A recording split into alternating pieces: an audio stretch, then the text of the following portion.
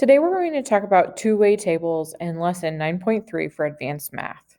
A two-way table displays two categories of data collected from the same source.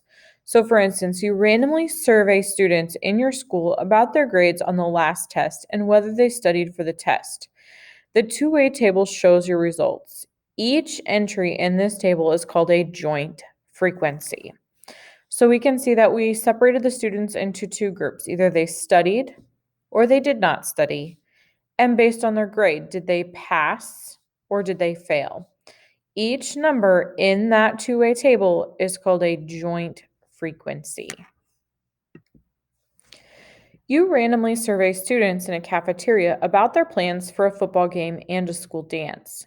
The two-way table shows your results.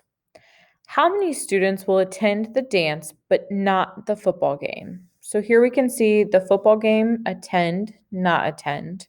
Dance, attend, not attend. So we're going to start with the first qualification, attend the dance. So we're going to find dance, attend, and follow that line across.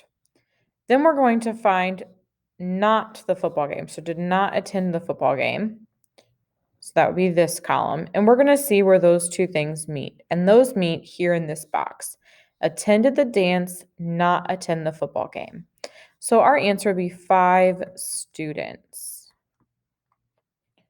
So 5 students are planning to attend the dance, but not attend the football game. Now it says to find and interpret the marginal frequencies. So the marginal frequencies are like the row and column totals. So we can add 5 and 6 is 11. 1, 3, and 1 is 5. 5 and 20 is 25. Then over here we have 35 and 5 is 40. And 16 and 20 is 36. Now, both ways, our final total here in the corner should be the same. So 40 and 36 is 76. We also know that 51 and 25 is 76. So this corner box, they should add to be the same number.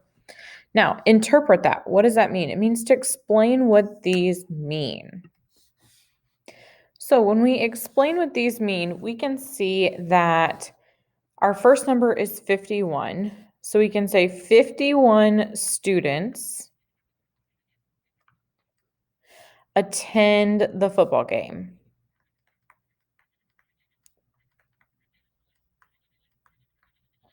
And then I could say 25 do not. And then here I could say 40 students attend the dance.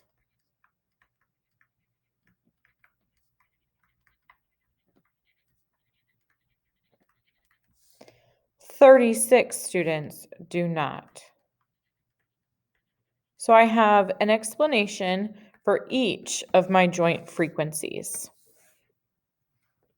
With number 2, it says you randomly survey students in a school about whether they buy a school lunch or pack a lunch. Your results are shown.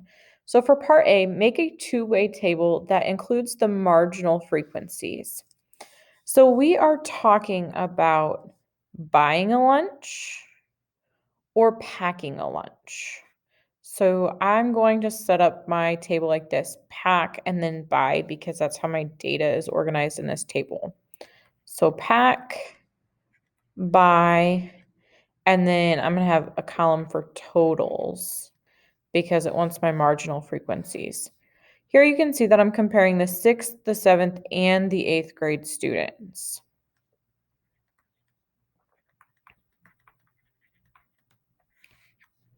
So now I've made my two-way table. Now I need to fill in my information. So in 6th grade, 11 pack and 9 buy. 23 pack and 27 buy in 7th grade. And then in 8th grade, 16 pack and 14 buy. Now, go ahead and try filling in the marginal frequencies at this time.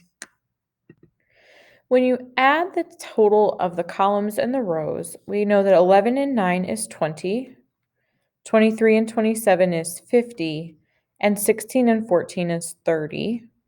11, 23, and 16 makes 50.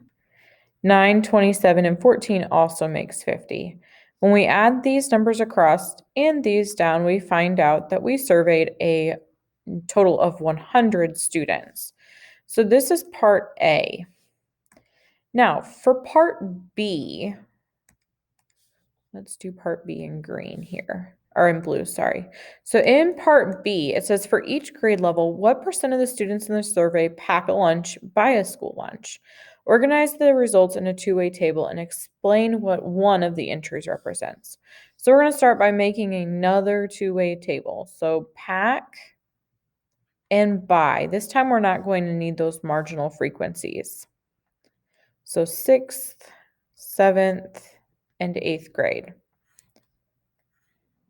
Now, when they're talking about the percentage of students who buy a lunch or pack a lunch, this is 11 out of how many students in that grade level? 20. So we're going to divide 11 by 20 to get a percent. The same thing here, 9 by 20. Well, when we divide 11 by 20, we get 0.55, which is 55%.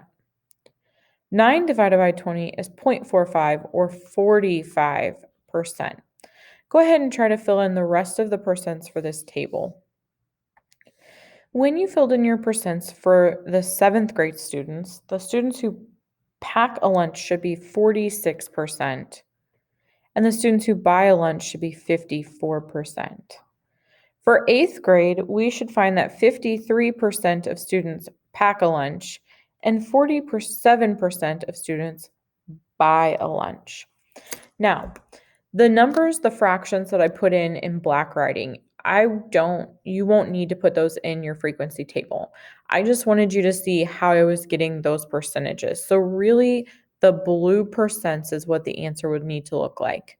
Now, when we explain what one of these entries means, I could say that 55% of 6th grade students pack a lunch, or 54% of 7th grade students buy a lunch. So we can use this information to help us answer questions. Now, with part C, does the table in part B show a relationship between grade level and lunch choices? And then explain your answer.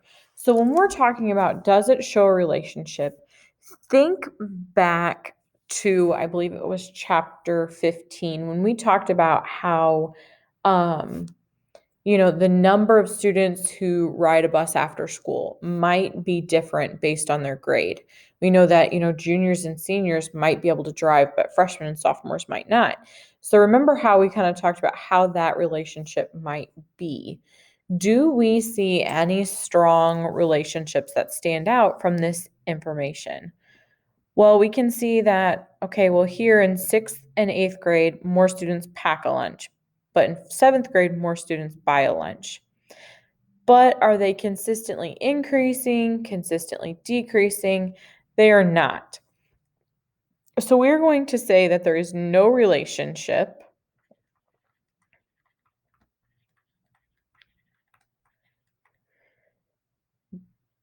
And we're also going to say that approximately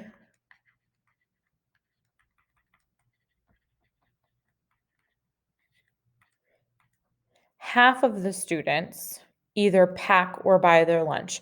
Notice how all of these percents are pretty close to 50, which is half. So approximately half of students pack their lunch.